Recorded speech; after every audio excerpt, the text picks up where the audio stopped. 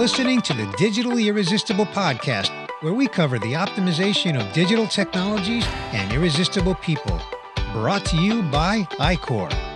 Each episode features someone who sheds a little more light on the ins and outs of delivering a great employee and customer experience that has a measurable impact on the business.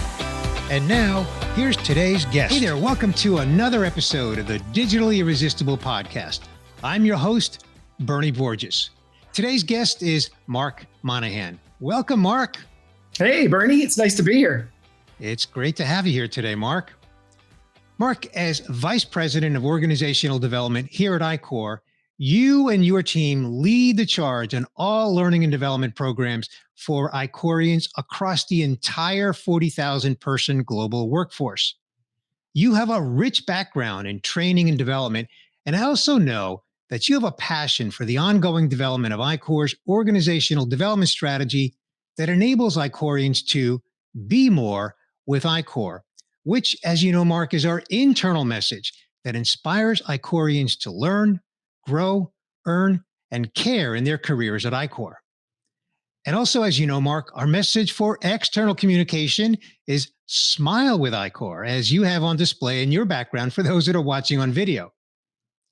And Icor employees are at the heart of creating smiles for the customers that they serve each and every day, for the brands that entrust us to service their customers.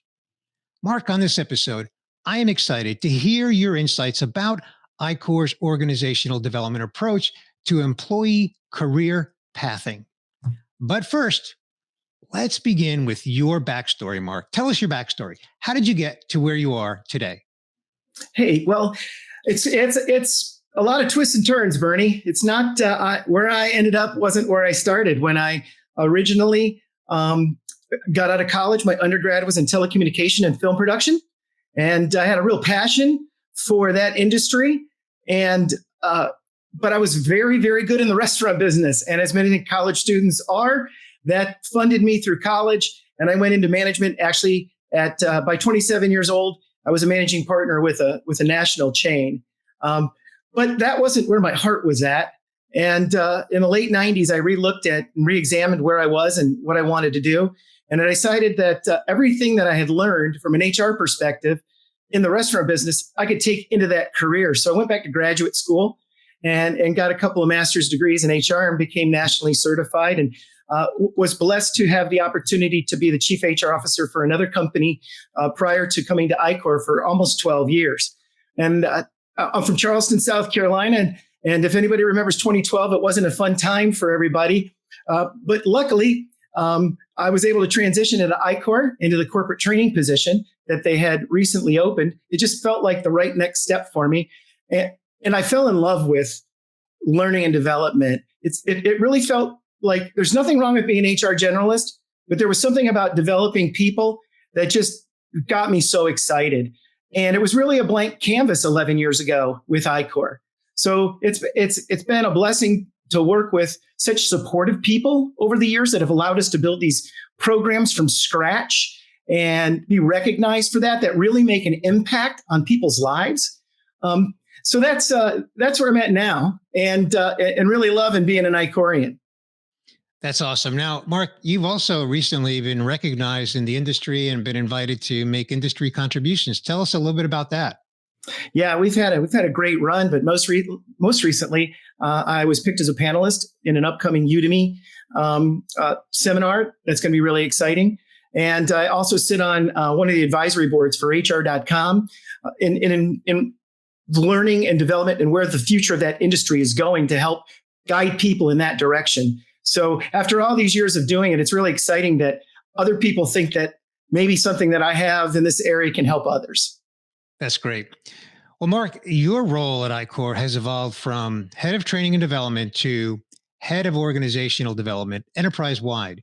Why don't you explain this transition? Well, when I first started 11 years ago, corporate training was really focusing on the onboarding of agents. And that was mostly it. And as Icor grew, it was imperative that we provide more developmental opportunities at all levels for all Icorians. And throughout that, we had some natural things. We created coaching workshops and other programs like Train the Trainer, a scholars program, developmental programs that really took on a life of their own. And more recently, we started focusing on the other leaders at, the upper middle management and up here at Icor.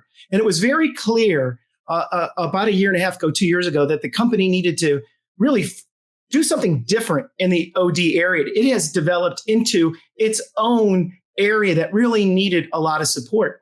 And as you know, the company brought in some more senior people with learning credentials who are going to focus on the training side of stuff while we focus on developing the OD side of the business. And I'm very excited as to where we're going right now with the ILead program and the mentoring and the culture that's developing around organizational development. At Icor, we're irresistible for a reason. We know a great CX starts with an amazing employee experience. Discover why customers love us and employees grow with us.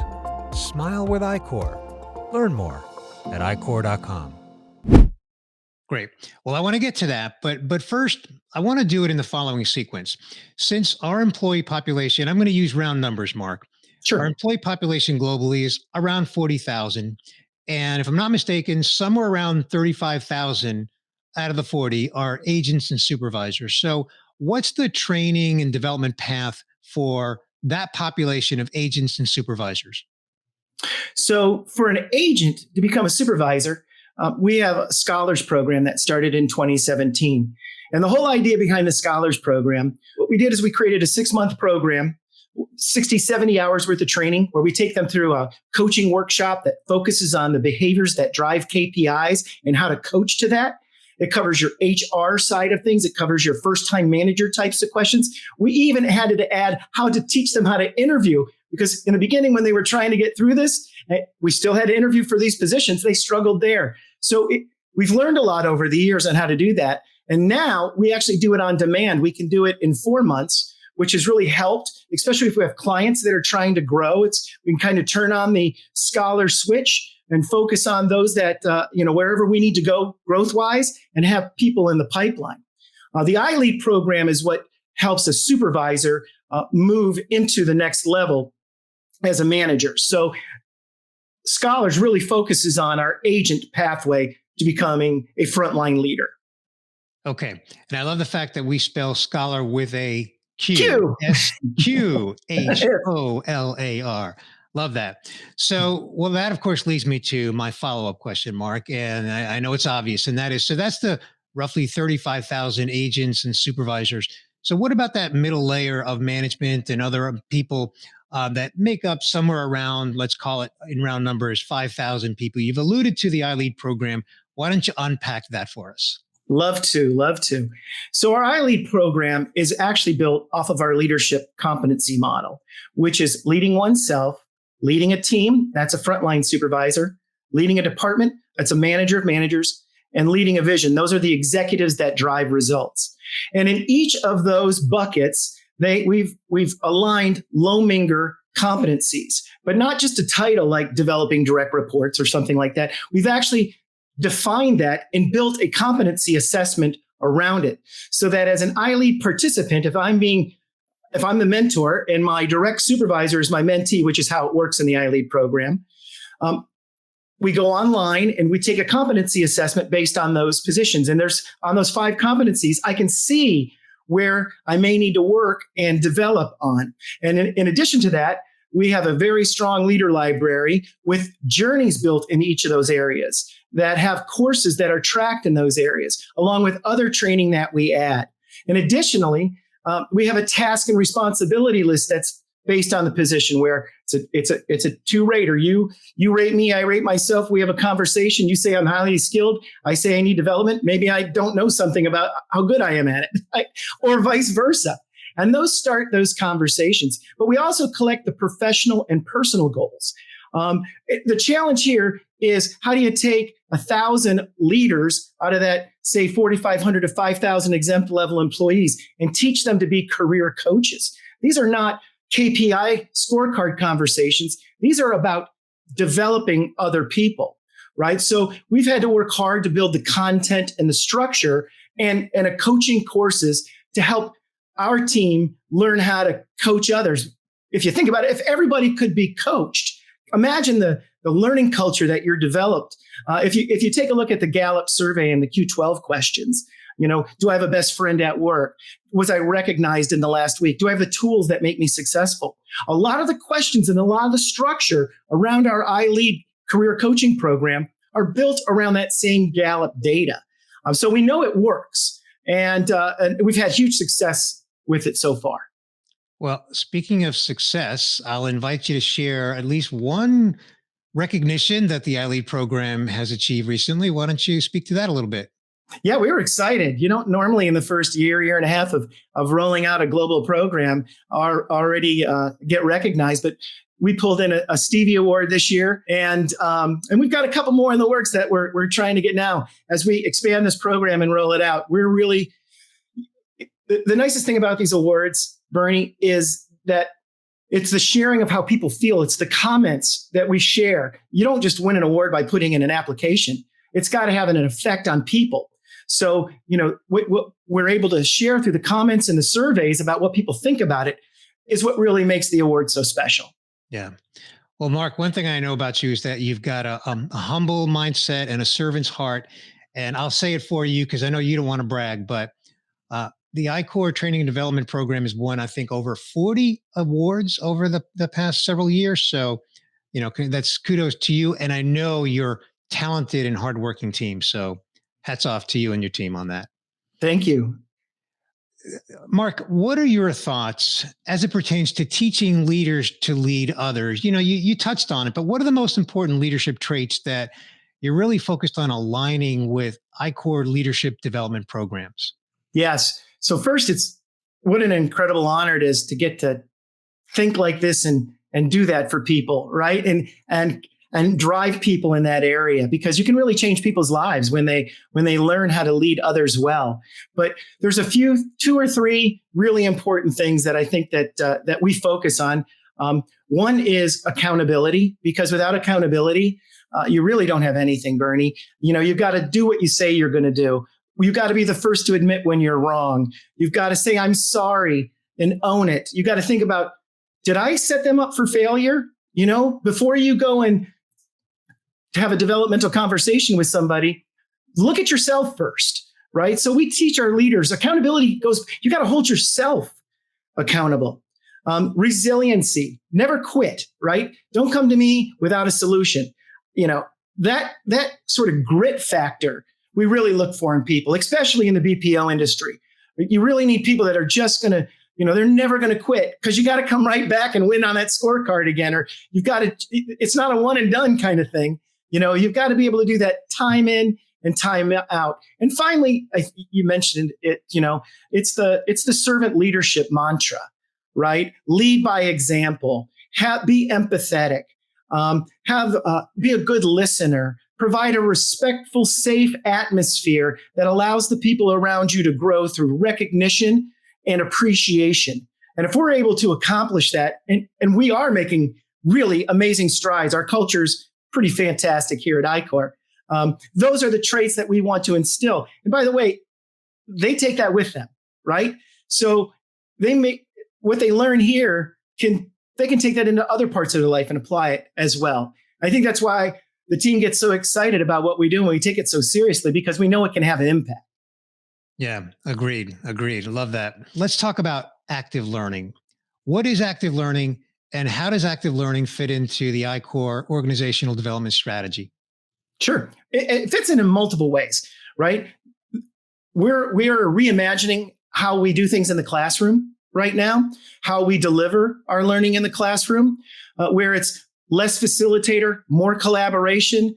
Think studio and pods, and where people are you can do this virtually or live, but there's pre-work, and then there's feedback, and then they break into groups and they learn and they work together. Those are all adult learning principles applied to the BPO type training business, which is not the easiest thing to do. And even reimagining how the learning is presented and working with clients to do that. We're already being asked to do that because we have the instructional designers and the virtual support teams already in place here at Icor to do that. From an OD standpoint, it really changes a lot of what we do. Because, one, it's in the methodology of blended learning. So we want to make sure that our learning is engaging, it's relevant to the learners. We have to listen, but it's really affected the way that we do our workshops and our book studies and the other leadership things that we do and how we interact. And I think at the end of the day, the more engaged a person is, the happier are, the more productive are, the less likely they are to leave. Mark, your role is a leadership role, and it's an internal leadership role here at Icor. But I know that you also get invited into conversations with clients. Why don't you frame that up for us? When and why and how do those client conversations occur? Well, they happen fairly often, and we're asked to come in and share the results of our program, like Scholars or ILead or our training programs, where we're at, how we develop our people, the platforms that we use in order to do that. We'll show the results of how we build pipelines and get people ready for the next level, and then we describe the programs as well as part of doing that. Often, after these meetings, I'm asked to meet again with the client so that we can go. These meetings often have a lot of information in them, so they can't ask that many questions. So I'm often invited back to meet with our clients to just share, all the things that we're doing here at Icor that they might want to learn how to do themselves. Interesting. Well, not surprised, and thank you for sharing that.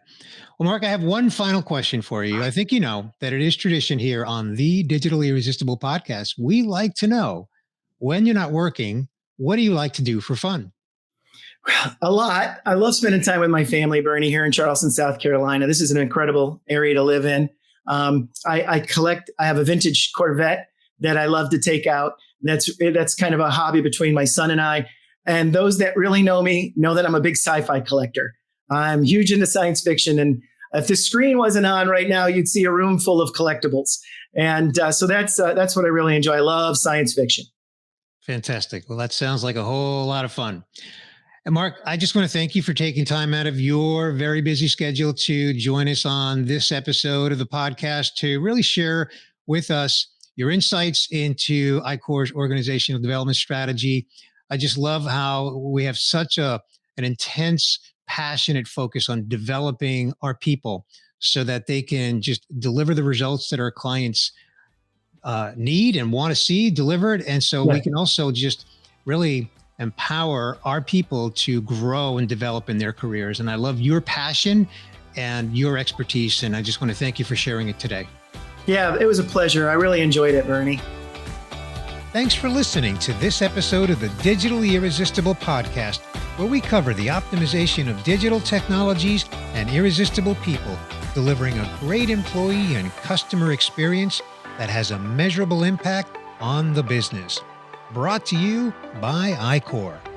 Be sure to subscribe on your favorite podcast player so you don't miss future episodes.